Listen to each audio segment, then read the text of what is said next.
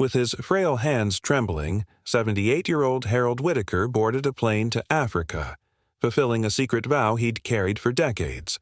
Diagnosed with terminal cancer, the retired archaeologist sought an ancient relic whispered to exist only in legend: the Obsidian Sun, an artifact said to rewrite history. Deep in the Congo jungle, he found it buried in an overgrown temple. But what he unearthed wasn't just a relic. It was a discovery that would shock the entire world and spark a global frenzy. Harold Whitaker had always been a man of curiosity, a seeker of stories hidden beneath layers of time. Even as a young boy, he would lose himself in old maps and tales of forgotten civilizations. It was no wonder that he became an archaeologist, chasing whispers of the past across continents. Yet, despite his many discoveries, one mystery had eluded him for decades: the Obsidian Sun. The Obsidian Sun was the kind of tale that made skeptics laugh and dreamers listen. Supposedly, it was an artifact of unimaginable power, tied to a civilization that predated human history as we understood it. Harold had stumbled upon the story early in his career, finding fragments of it in ancient texts, oral traditions, and cryptic carvings scattered across Africa. The idea consumed him, becoming a quiet obsession he carried for years. But time, family, and the practicalities of life had forced him to let it go. Eleanor Whitaker was Harold's anchor, the love of his life, and his fiercest supporter. For 50 years they shared a life of adventure, navigating the highs and lows of discovery together. When Eleanor fell ill, Harold's world unraveled. Her death left him hollow, a man adrift in a sea of grief. But it was in her final moments that she whispered something to him that reignited a long-forgotten fire. "Promise me, Harold. Promise me you'll find it." And so, Harold made a vow. It was Eleanor's dying wish that he pursue the one mystery he had let go of: the Obsidian Sun. But as the years passed and Harold aged, the dream seemed increasingly out of reach.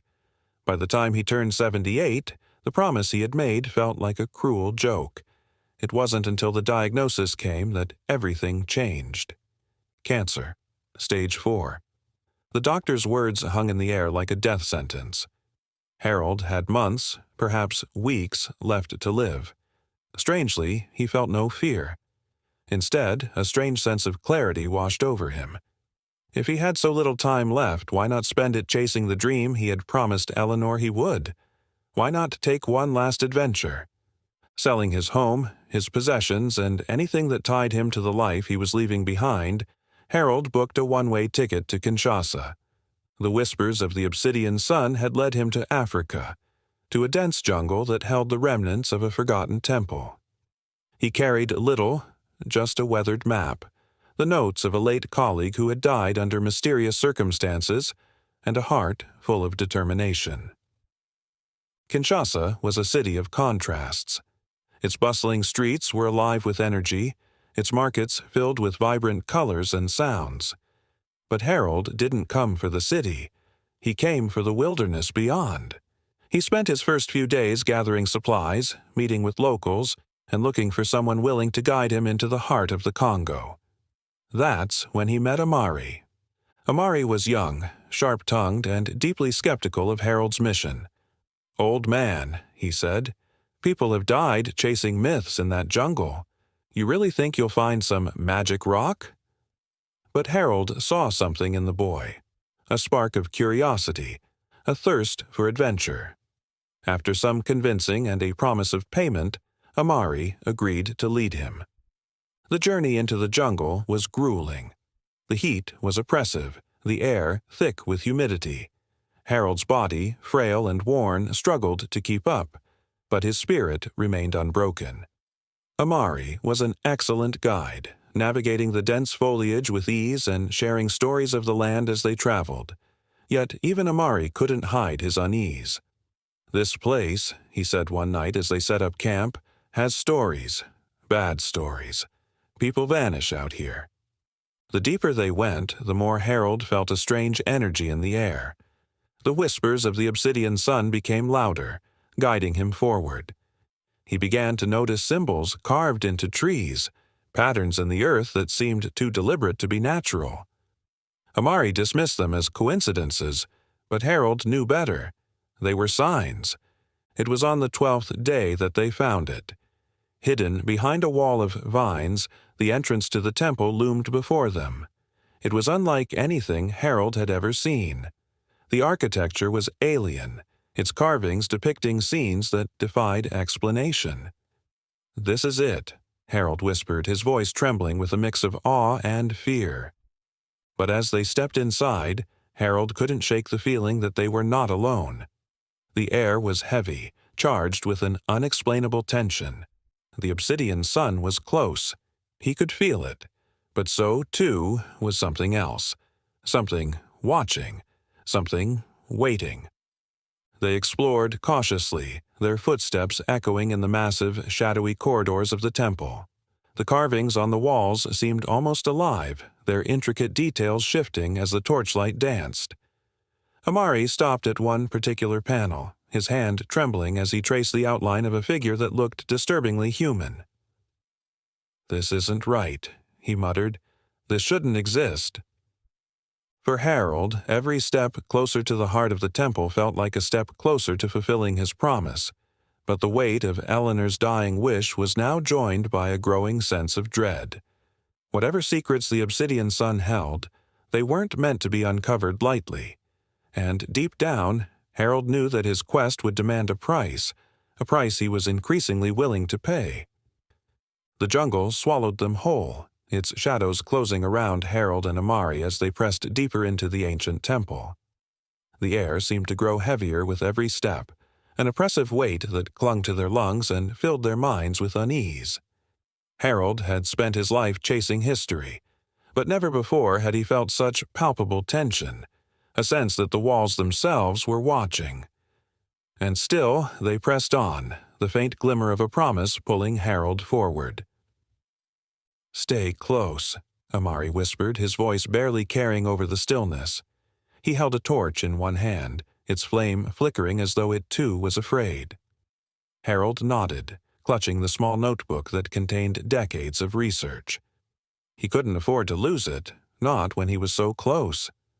The notes had led them here, to the temple's first chamber, a cavernous room etched with symbols that seemed to tell a story. The carvings showed figures kneeling before a radiant orb, the Obsidian Sun, Harold realized. But there was something unsettling about the figures. They weren't human. Their elongated limbs and sharp features resembled nothing Harold had ever seen. He ran his fingers over the stone, tracing the outline of the alien shapes. "This changes everything," he murmured. "If these carvings are accurate, this could predate humanity itself." Amari shifted uncomfortably. Or it could just be art, stories. But Harold knew better. The precision of the carvings, the way the symbols seemed to pulse with an energy of their own. It wasn't just art. It was a record. As they moved deeper into the temple, the architecture became more elaborate. Pillars adorned with intricate patterns rose to the vaulted ceiling, and the floor beneath their feet seemed to hum faintly, as though it were alive. Harold couldn't help but feel a mix of awe and fear. For every step they took, the air grew colder, the light dimmer, and yet the Obsidian Sun was close. He could feel it. It was Amari who first noticed the door. Hidden behind a tapestry of vines, the massive stone portal was carved with more of the alien symbols. Unlike the rest of the temple, this door radiated an unmistakable sense of menace. Harold reached out to touch it, but Amari grabbed his arm. "Don't," he said, his voice firm. "We don't know what's behind it." "That's why we're here," Harold replied, gently pulling free. With a deep breath, he pressed his hand against the cold stone. At first, nothing happened.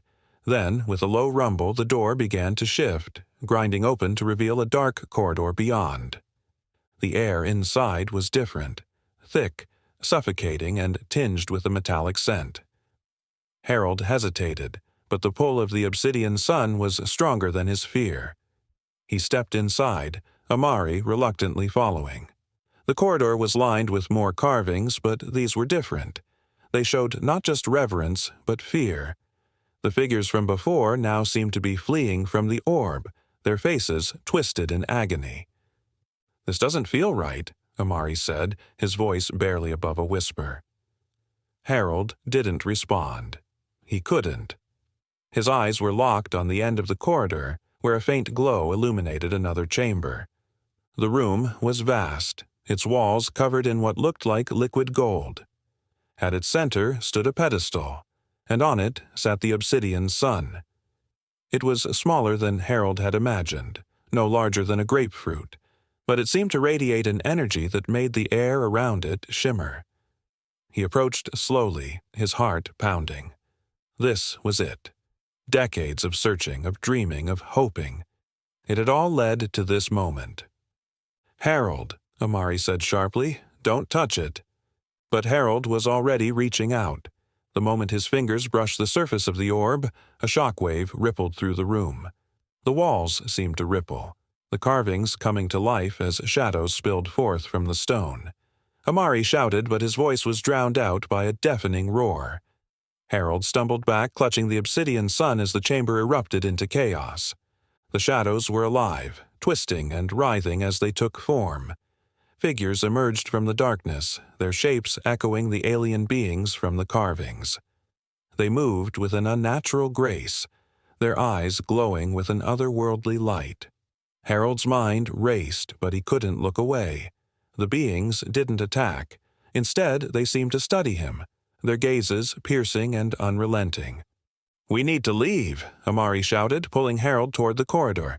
But the moment they turned, the door slammed shut, trapping them inside. The beings began to close in, their movements slow but deliberate. Harold clutched the Obsidian Sun tightly, its surface warm against his skin. He could feel its power coursing through him, but he didn't understand it. "Give it back," one of the beings said, its voice resonating in Harold's mind rather than his ears. He froze, his breath hitching. "You do not belong here." Harold's voice trembled as he spoke. "I came to understand, to learn." "You came to take," the being replied, its tone heavy with accusation, "and for that, there is a price." Before Harold could respond, the room shifted again. The beings faded into the shadows, and the chamber was plunged into darkness. When the light returned, the door had reopened, and the beings were gone. Harold and Amari exchanged a glance, their fear mirrored in each other's eyes. Clutching the Obsidian Sun, Harold led the way out of the temple. The jungle seemed quieter now, as if holding its breath. Harold couldn't shake the feeling that he had disturbed something ancient, something that wasn't meant to be found. And yet, he couldn't let go of the artifact. It was more than a discovery. It was a key. To what, he didn't yet know. But one thing was certain. Their journey was far from over. The walk back to camp was drenched in silence. Amari trudged ahead, his jaw tight, his gaze fixed forward. Harold followed, the Obsidian Sun cradled tightly in his hands. It felt heavier now, as though the weight of its history had somehow transferred to him. The jungle around them seemed different, quieter, as though the air itself was holding its breath. And perhaps it was. Harold couldn't shake the feeling that they were being watched. When they reached the camp, Amari rounded on him, his face a mask of anger. "What were you thinking?" he snapped, his voice low but sharp. "You could have gotten us killed in there." "I didn't drag you into this," Harold replied evenly, his voice tired but resolute.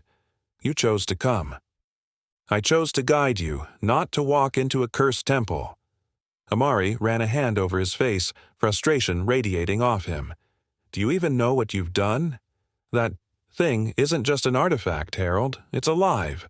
I could feel it." Harold stared down at the Obsidian Sun, its surface now etched with patterns that pulsed faintly in the dim light. He didn't understand it, not fully, but he knew one thing for certain. This was no ordinary relic. "I need time to study it," he said finally, "to understand what it is." Amari shook his head. "You're not listening. That thing brought shadows to life, Harold. It sealed us in that room and then let us go. Why? You think it just changed its mind?" He gestured to the artifact. "It's dangerous. You have no idea what it's capable of." "And I won't know unless I try," Harold shot back. His voice softened as he added, "I made a promise, Amari. A promise to someone I loved. I can't walk away from this." Amari hesitated, his anger giving way to something softer, pity, perhaps, or understanding. "You really think this is about a promise?" he asked quietly. "Because to me, it looks like obsession." Harold didn't answer. Instead, he turned his attention back to the Obsidian Sun. The patterns on its surface seemed to shift under his gaze, forming shapes that defied explanation. He reached for his notebook, sketching the lines as best as he could. But the more he tried to replicate them, the more they seemed to change. It was as though the artifact was alive, constantly shifting to evade his understanding. The night passed in uneasy silence. Harold worked by the light of a lantern, poring over his notes and comparing them to the artifact. Amari sat by the fire, his gaze darting to the shadows beyond their camp. He claimed to hear whispers, though Harold heard nothing. Still, the tension in the air was undeniable. The jungle felt restless, as though it was waiting for something. It wasn't until the early hours of the morning that something happened. Harold was scribbling in his notebook when the ground beneath him began to tremble. The lantern flickered, and a low hum filled the air, a sound that seemed to come from everywhere and nowhere at once. Amari was on his feet in an instant, his machete in hand. "What now?" he demanded, his eyes darting around the camp.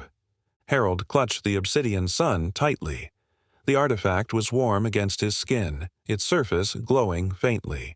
He didn't understand what was happening, but he knew it was connected to the relic. Before he could speak, a blinding light erupted from the jungle, forcing them both to shield their eyes. When the light faded, they weren't alone. A figure stood at the edge of the camp, its form barely visible in the dim glow of the fire. It wasn't human. Its elongated limbs and glowing eyes mirrored the beings they had encountered in the temple. Harold's breath caught in his throat as the creature stepped closer, its movements slow and deliberate. Amari raised his machete, his hands trembling. "Stay back," he warned, though his voice wavered. The creature stopped, tilting its head as though studying them. When it spoke, its voice resonated in their minds rather than their ears. "You were warned," it said, its tone calm but heavy with authority. "The artifact does not belong to you." Harold stepped forward, his fear overridden by curiosity. "What is it?" he asked. "What does it mean?" The creature's glowing eyes fixed on him. "It is a key," it said simply. "A key to a knowledge your kind is not ready to understand." Harold's mind raced. Then why leave it here? Why let us find it? The creature seemed to consider this for a moment before answering. "You did not find it. It called to you." The words sent a chill down Harold's spine.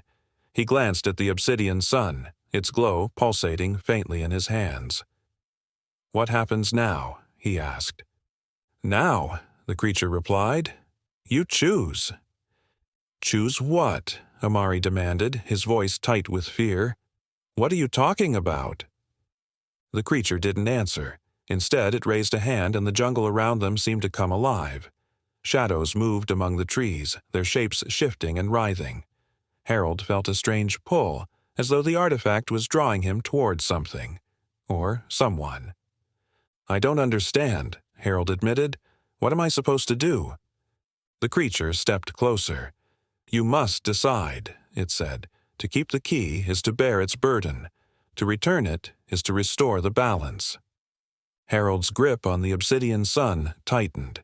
He didn't know what the creature meant by balance, but he couldn't ignore the weight of its words. "And if I don't choose?" The creature's eyes darkened. "Then the choice will be made for you." With that, the figure dissolved into the shadows, leaving Harold and Amari alone. The jungle was silent once more, but the weight of the encounter lingered. Amari turned to Harold, his expression a mixture of fear and anger. "What the hell does that mean?" Harold didn't answer. He couldn't. All he knew was that the Obsidian Sun was more than he had ever imagined, and whatever choice lay ahead, it would change everything. The morning sunlight did little to calm the storm brewing in Harold's mind. He sat at the edge of the camp, the Obsidian Sun resting in his lap. Its surface now glimmered faintly, the pattern shifting every time he looked away, as if it were alive. Amari paced nearby, his frustration evident in every sharp step. They hadn't spoken since the encounter with the shadowy figure the night before, but the silence between them was heavy with unspoken fears. Finally, Amari stopped and turned to Harold. "We need to leave. Whatever that thing is, it's not worth dying over." Harold didn't look up. "I can't," he said quietly. "Can't or won't," Amari snapped. "You think I didn't hear what that thing said? You have a choice, Harold, a choice to put this back before it's too late." Harold tightened his grip on the artifact. "I didn't come this far to walk away." Amari shook his head, his frustration bubbling over. "You don't get it, do you? That thing, it wasn't warning you. It was warning all of us. This isn't just about you anymore." Harold finally looked up, his expression unreadable. "I made a promise." "And what happens if keeping that promise gets us killed?" Amari shot back. "What happens if it gets other people killed? You think your wife would want that?" The words hit Harold like a blow. He opened his mouth to respond, but stopped. For the first time, doubt crept into his mind. What if Amari was right? What if keeping the Obsidian Sun wasn't just selfish, but dangerous? But even as the doubt surfaced, something deeper stirred, an instinct, a pull he couldn't explain. The artifact had called to him. He couldn't abandon it now. Before he could answer, a sound cut through the air, a low, guttural growl that sent a chill down their spines. Both men froze, their eyes darting to the tree line. The jungle, which had been eerily silent all morning, now seemed alive with movement. Shadows shifted among the trees, and the growl came again, closer this time. Amari grabbed his machete, his knuckles white. "We're not alone." Harold rose slowly, clutching the Obsidian Sun. The artifact felt warm in his hands, its glow pulsing faintly. He turned toward the trees, his heart pounding. For a moment, the jungle was still. Then, without warning, a massive shape burst through the foliage. The creature was unlike anything Harold had ever seen. Its body was covered in sleek black scales that shimmered like oil in the sunlight. Its eyes glowed with the same unnatural light as the beings from the temple, and its movements were unnervingly fluid. It let out a roar that shook the ground, and Harold realized with a sinking feeling that it was protecting something, or guarding it. "Run!" Amari shouted, but Harold didn't move. His eyes were locked on the creature, a strange sense of recognition washing over him. The patterns on its scales matched those on the Obsidian Sun, as though the two were connected. The creature roared again, snapping Harold out of his trance. Amari grabbed his arm, pulling him back. "Move, old man. You want to die here?" Harold stumbled but followed, his mind racing. They crashed through the jungle, the creature's growls echoing behind them. Harold clutched the Obsidian Sun tightly, its warmth now bordering on searing. It was as if the artifact was reacting to the danger, urging him to act. But act how? What could he possibly do against something like that? The chase led them to a clearing, where the sunlight poured in through a gap in the canopy. Amari stopped, panting, and turned to face Harold. "We can't outrun that thing," he said, his voice grim. "If you've got any bright ideas, now's the time." Harold looked down at the Obsidian Sun, its glow more intense than ever. The patterns on its surface seemed to shift faster, forming shapes that resembled runes or symbols. He didn't know what they meant, but he felt an overwhelming urge to hold the artifact aloft. "Harold, what are you doing?" Amari demanded as Harold raised the Obsidian Sun above his head. The creature burst into the clearing, its glowing eyes locked on Harold. It let out another roar and charged, but as it neared, the artifact's glow intensified, flooding the clearing with light. The creature skidded to a halt, its roar turning into a low growl. It paced at the edge of the light as though it couldn't step closer. Harold's arms trembled as he held the artifact, the light searing through the clearing. He could feel the energy radiating from it, coursing through his body. For a moment, the creature locked eyes with him, and Harold felt a strange connection, a glimpse of understanding. "It's not attacking," Harold said, his voice barely a whisper. "It's warning us." "Warning us about what?" Amari snapped, his eyes darting between Harold and the creature. "I don't know," Harold admitted, "but I think it wants us to go back." Amari stared at him, his expression a mix of disbelief and anger.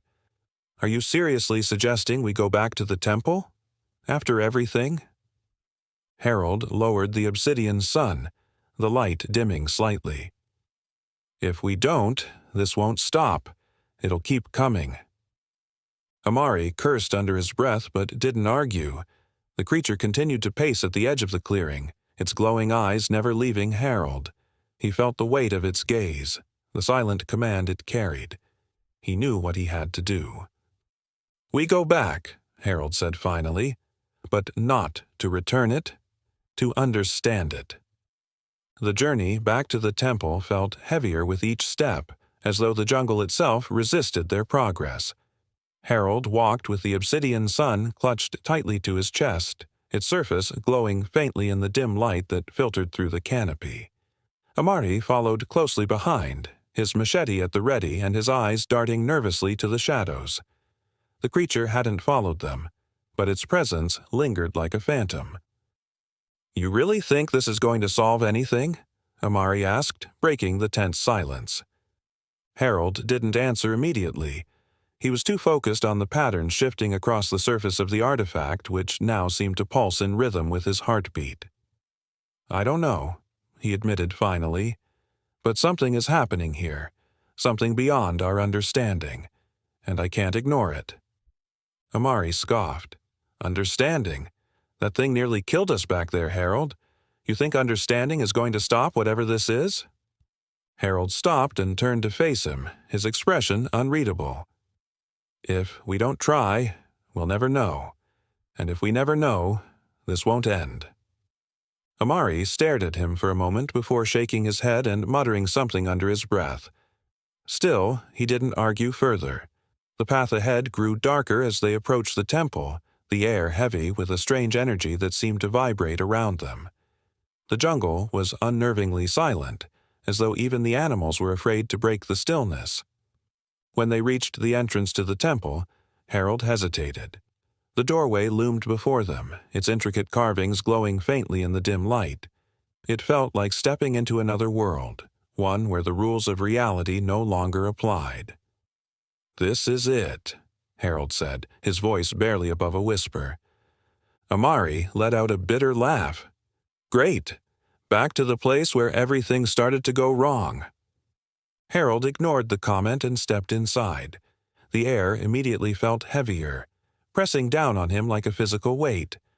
The glow of the Obsidian Sun intensified as they moved deeper into the temple, illuminating the carvings on the walls. The symbols seemed to writhe and shift under the light, forming patterns that Harold couldn't decipher but somehow felt were speaking directly to him. They reached the central chamber, the place where Harold had first taken the artifact. The pedestal stood empty, its surface etched with the same alien patterns that adorned the artifact. Harold approached cautiously, the weight of the Obsidian Sun in his hands growing almost unbearable. He glanced back at Amari, who stood at the edge of the room, his machete clutched tightly. "Whatever you're going to do it fast," Amari said. "I don't think we're alone in here." Harold nodded and placed the Obsidian Sun back on the pedestal. The moment it touched the surface, the room erupted in light. Harold shielded his eyes as a deafening hum filled the chamber, the walls trembling with an unearthly energy. When he lowered his hands, the light had dimmed, but the room was far from still. The carvings on the walls glowed brightly now, their patterns shifting and flowing like liquid. Shadows emerged from the walls, coalescing into the same alien figures Harold and Amari had encountered before. They surrounded the pedestal, their glowing eyes fixed on Harold. "You return what was taken," one of the figures said, its voice resonating in Harold's mind. "But the balance is not yet restored." Harold swallowed hard, his heart pounding in his chest. "What balance?" he asked. "What does this mean?" The figure stepped closer, its presence overwhelming. "The artifact is not a treasure to be claimed. It is a gate, a tether between worlds." Amari took a step back, his grip tightening on his machete. "A gate to what?" The figure turned its glowing gaze on Amari.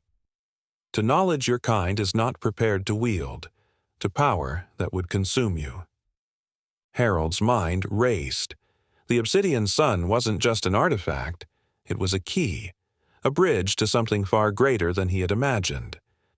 Then why leave it here? Why let anyone find it? The figure's gaze returned to Harold. It was hidden, but it called to you. The choice was yours to seek it, and now the choice remains, to protect or to destroy. Harold felt the weight of those words settle on him like a physical burden. To protect or to destroy? What did that even mean? The artifact pulsed on the pedestal, its glow intensifying as though responding to the question. "What happens if I choose to protect it?" Harold asked, his voice trembling. The figure's glowing eyes dimmed slightly. "You will bear its burden. Its power will be bound to you, and you alone will guard the gate. But know this, the burden will cost you everything." Harold's breath caught in his throat. "And if I destroy it?" The figure stepped closer, its shadowy form towering over him. "The gate will close. The balance will be restored, but the knowledge will be lost. Forever." Amari let out a sharp laugh, the sound bitter and hollow. "That's it? Those are the choices? Sacrifice yourself or throw it all away?" Harold didn't respond. His mind was a whirlwind of thoughts and emotions. The Obsidian Sun pulsed on the pedestal, its glow bright and steady as though waiting for his decision. He thought of Eleanor, of the promise he had made. He thought of the journey that had brought him here, of the risks and sacrifices. And he thought of the creature in the jungle, its warning echoing in his mind. Finally, he looked up at the figure. "If I choose to destroy it, will the dangers end? Will the balance truly be restored?" The figure's voice was calm but firm. "The gate will close. The dangers you have awakened will fade, but the knowledge, the connection, will be lost." Harold nodded slowly. He turned to Amari, who met his gaze with a mixture of fear and anger. "I have to make this right," Harold said quietly. Amari didn't respond, but his expression softened slightly. He stepped back, giving Harold space. Harold turned back to the pedestal and reached for the Obsidian Sun. Its surface was warm, almost comforting as he lifted it from the pedestal.